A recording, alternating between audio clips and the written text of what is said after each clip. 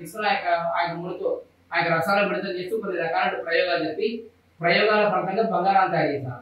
ఆ విధంగా తయారు చేసిన బంగారంతో ఇదే ప్రాంగణంలో చుట్టూ ఇదే తరహాలో ఇలాంటి ఆలయాలు ఆధారంగా మనకు 8 ఆలయాలు నిర్మాణం చేశారు. ఇప్పుడు మీరు వచ్చేదాకా వచ్చే 4 ఆలయాలు పడేయాలి. ఇది ఒక ఆలయం, మళ్ళీ అమ్మవారి ఆలయం వెళ్ళి మరో 3 ఆలయాలు, ఇట్లా 9 ఆలయాలు.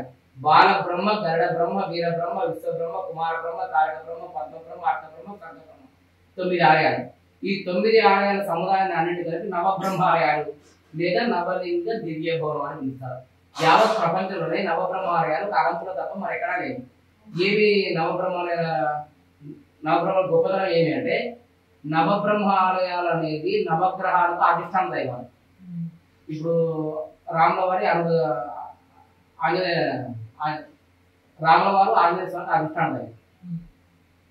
ఆంజనేయ స్వామి అనుగ్రహం కాబట్టి ఆంజనేయ స్వామికి అభిషేకం చేసుకుంటూ సుందర లేపం చేసి వడమాల చేసి తమలపాకు పెట్టుకుని రకరకాల సుందరకాలు చేసి అదే రాముడి దగ్గర కూర్చొని ఆటోమేటిక్ ఆంజనేయ స్వామి అధిష్టాన దైవం.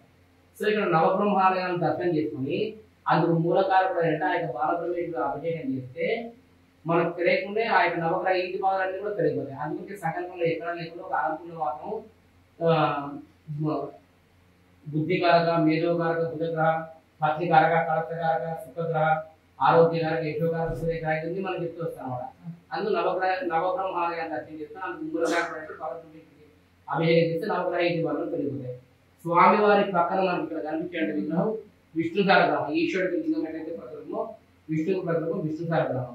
శివాయ విష్ణు రూపాయ శివ రూపాయ పెట్టండి. ఈ విష్ణువు ఇక్కడ ఎటువంటి అంటే ఏకకాలంలో ఇక్కడ శివుడికి విష్ణువుకి అభినయం చేస్తున్నారు.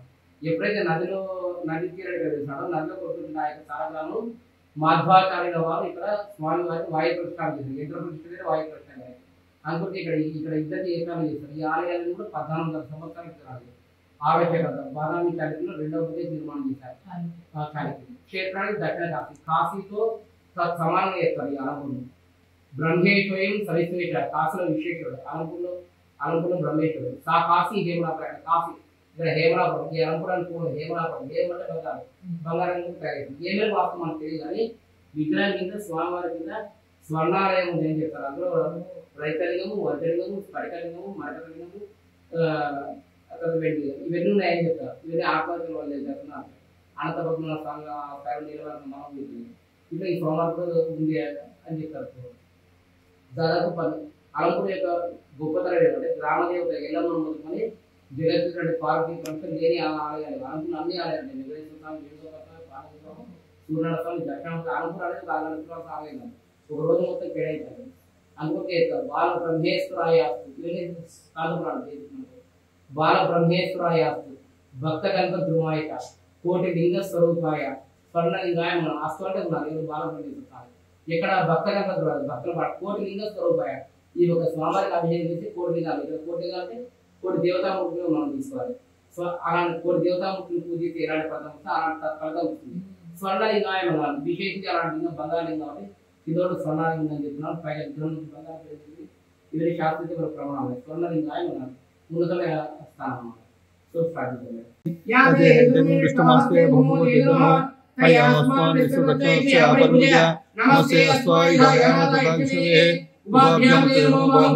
సదాశివాయ శ్రీమన్ మహాదేవాయ నమః. మృత్యుంజయాయ రుద్రాయ నీలకంఠాయ శంభవే అమృతేశాయ శర్వాయ మహాదేవాయ నమో నమః. బుధస్య దీర్ఘ బుద్ధించ మంత్రే మంత్రే రహస్యంచ శుక్ర సౌఖ్యంచ శని శాంతించ రాహో రాజ్యంచ కేతూనాం ప్రబలకం సహస్ర గావో విభవం. విశ్వయాస్త విపై బృహస్పతి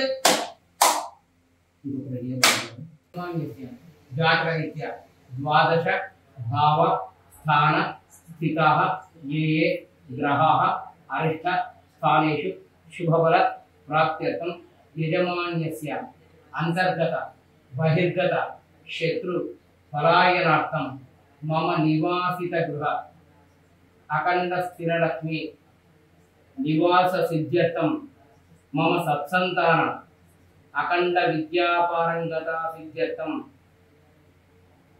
మమ యజమాన్యస్య అంతర్గత బహిర్గత శత్రు పలాయనార్థం జనాకర్షణ ద్వారా రాజ్యాధికార యోగ్యత సిద్ధ్యర్థం బుధాదిత్య యోగ్యత సిద్ధ్యర్థం అన్యోన్య బ్రాహ్మణ సహాయన భక్తిపూర్వక విశేషిత మహారుద్రాభిషేక పూజ అంట कारयिष्ये कुलकेत विधान दाखल రెండిటి దాగాలి బ్రహ్మే